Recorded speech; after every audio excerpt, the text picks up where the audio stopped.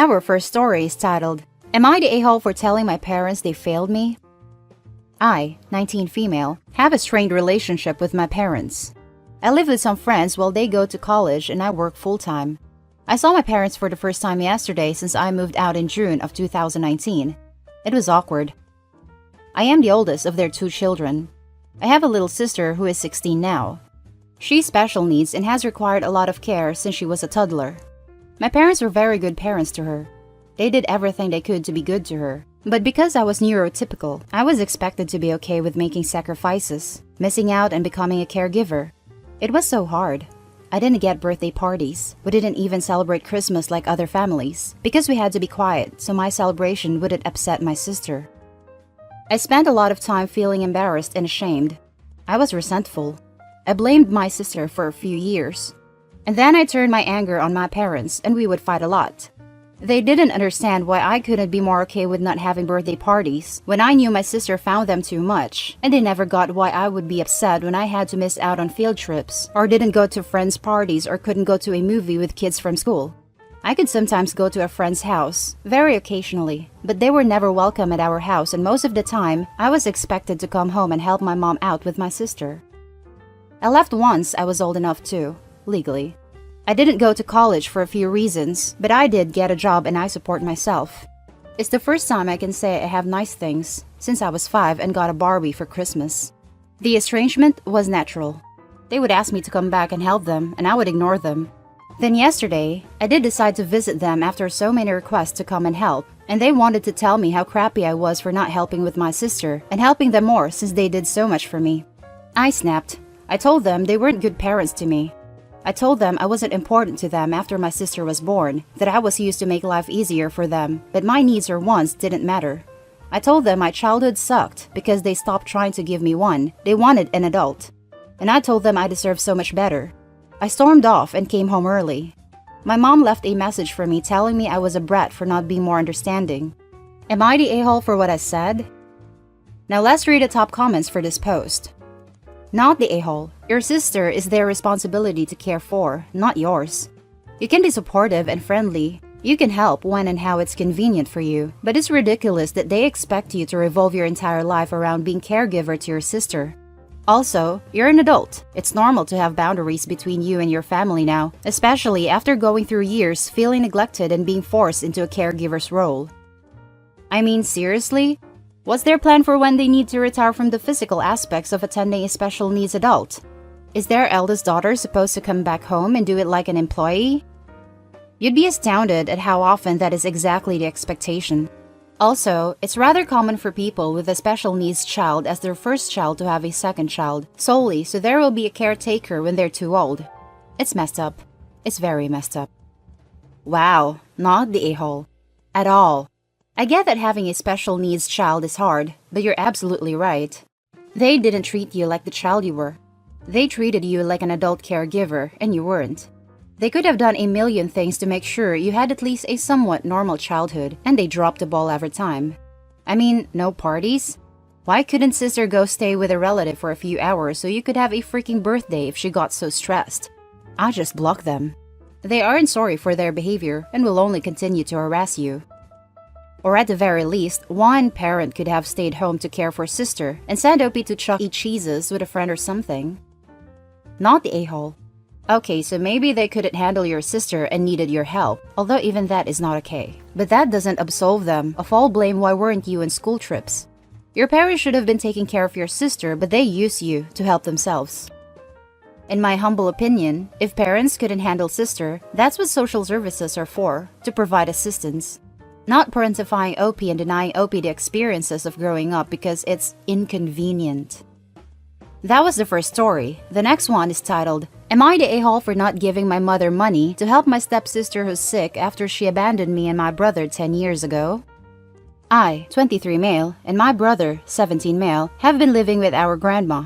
My mother abandoned us after my dad died 10 years ago and remarried 2 years later. Our grandma from my dad's side took care of us. Since then, our mom has only reached out to us less than 5 times. She has 2 kids with the guy she got married to. Our grandma paid our school fees and basically took the responsibility of a guardian. I, of course, went to college and finished my education and have a decent paying job. I have my own apartment where I live with my brother. Last week, my mother reached out to us. I don't know how she knew my address. Maybe my grandma told her. But she came to my apartment. Well, it was good to catch up, but she seemed sad, like something was in her mind. So she told me that her daughter had been diagnosed with a cervical cancer and they were tight on budget and needed some money to cover her medical fee. I kindly refused. She started begging me to help, saying that she is my stepsister and I'm obligated to help. I told her that she never gave a damn about us for about 10 years. She got mad and left. She told everyone that I refused to help my own mother. And our family and even strangers are attacking me for refusing to help my stepsister. I know it's not my stepsister's fault, but I don't know how I'm obligated to help her. So guys, am I the a-hole here? Now let's read the top comments. Not the a-hole. I'm sorry about your mom, she really sucks. I think you have no more obligation to help her than you would a stranger, maybe less given she abandoned you. If she really felt bad about what she did or had changed, she wouldn't have set her family and friends after you. Next time someone says something, just look confused and say, "You know she abandoned us when we were kids after our dad died? We're not really family anymore after that." Seeing as they were at their grandmother's at the time, they probably have zero interaction with the half-siblings. Opie wrote Step, but they share the same bio mom. Step would be if they were the new dad's kids. They may as well be the children of the kid you used to know 3 doors down, but were not that close with. Sure, we knew each other 10 years ago, but we were not that close between then and now. You're not meant to chuck 13 and 7-year-old children away when you get a new man, and if you do, you lose all rights to but family when they don't want to know you in your hour of need. I'd be very surprised if a child age 8 or younger, going by Opie's timeline of dad's death and bio mother's remarriage, has cancer of the cervix though. Yeah, that was my thought, so it probably is a stepsister, since cervical cancer for a woman under 20 is like super rare. Alternately, it's a lie and Opie's mom just needs money. Not the a-hole, you don't owe her anything. Not the a-hole, you're already helping raise her son. She's already gotten more than she deserves from you. Not the a-hole, tell her she can use the money she saved after abandoning you and your sibling. And to those people in your life who are coming to you and telling you she's your mother, etc., simply reply she stopped being that the day she abandoned me when I was X years old. She didn't care about being my mother then, when I was a child and needed a mother, and I don't care now. And now for the last story. Am I the a-hole for sending my mother to prison? My mother is in prison for defrauding the government for 10+ years, which finally caught up with her. About 2 years ago, I was subpoenaed by the court to testify and ended up being the testimonial that ultimately sent her to federal prison. She has been in prison for just over a year now. As a result, we are estranged. However, I wasn't given much of a choice because my current profession has strict legal requirements that I can't risk bending or I'll lose everything. Fast forward to this past week, my maternal grandfather passed away suddenly from complications from a stroke he had 2 months ago.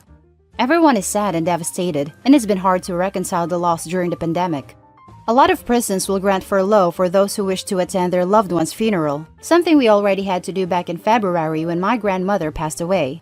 And I was the one who filled out the paperwork and was 100% responsible for my mother during her furlough. So once I received news of my grandfather's passing, I started on the paperwork but stopped because it turned out that my grandfather is going straight to cremation without a funeral or service, because that is what my grandfather wanted. And I told my family that we weren't furloughing my mother out because of the fact that there is no service or funeral. My family understood. Fast forward to today, when my sibling calls me to thank me for furloughing our mom out.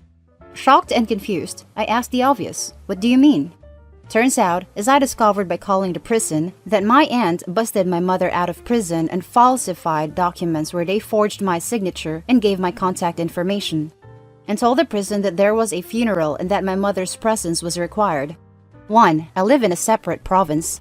2. There isn't a funeral or service. There is absolutely no reason for her to be outside of prison during a pandemic, especially when prisons are virus hotspots. So I had to call the police because if caught, I could lose my livelihood, my license, and a career I love. After all, my mother didn't want to grieve in prison and has zero regards for anyone else's health and well-being. I texted everyone in my family to encourage my aunt to send my mother back to prison, or I would have no choice but to call the police and charge my aunt with identity theft and have a warrant issued for my mother. something I really don't want to do. However, my family is calling me an insensitive a-hole for not allowing the family to get together to grieve because I can't be there and I'm taking it out on them. So I called my aunt directly and recorded a call and told her if she didn't return my mother to prison by noon tomorrow, I would call the police and have them issue a warrant for my mother and have her charged with identity theft. Am I the a-hole for not allowing my family for using me to basically prison break my mother? Edit. No funeral. I double-checked with my grandfather's partner. Edit 2. Called police. Police confirm I will not face legal repercussions as I am a victim. And now for the top comments. Not the a-hole. Please stop giving these people chances. Call the police, report the identity theft, and let the cops go after whoever. This is not your fault, and the longer you hesitate and give chances and worry you're an a-hole, the more likely it is that this will ruin your life. Not the a-hole, but call the police/prison now and report it. Without the prison knowing what happened, what will stop them from doing something similar again and just telling everyone not to tell you? Don't risk it. I already called the prison. My questions made the admin person very, very nervous. They emailed me the furlough documents. That's how I figured it out. On the phone with the police now. Call the prison back to confirm to them what happened/is happening. They will revoke/cancel her furlough and should be able to get a warrant for her arrest in whatever jurisdiction they are in. Given the admin person I spoke to started behaving rather cagey once they realized what happened, I'm not putting a whole lot of stock in their competence now. Hey Opie, here's a question for you. Where else has your aunt stolen your identity, if this option jumped to her mind that quickly? I checked my credit report and all that stuff this afternoon. Nothing out of the ordinary. I think my mother was the ultimate mastermind, and my aunt being in a grief-induced manic state, which I recognized immediately when talking to her, just went with it. Not the a-hole, and you should turn your aunt in, regardless. She stole your identity, forged your signature, and potentially mixed your name up in a prisoner escape. No way. She should be sharing a cell with your mother. She called my bluff, so I'm on hold with the RCMP. Next time someone fraudulently uses your name to commit a crime, don't waste time bluffing. Report them immediately. Already on the phone with the police. I wanted to give the chance to do the right thing, but nope. And that's the end of the video, folks. Thanks for coming this far. As always, leave your comments and hit like and subscribe if you enjoy the content. I'll catch you in the next one. Stay safe.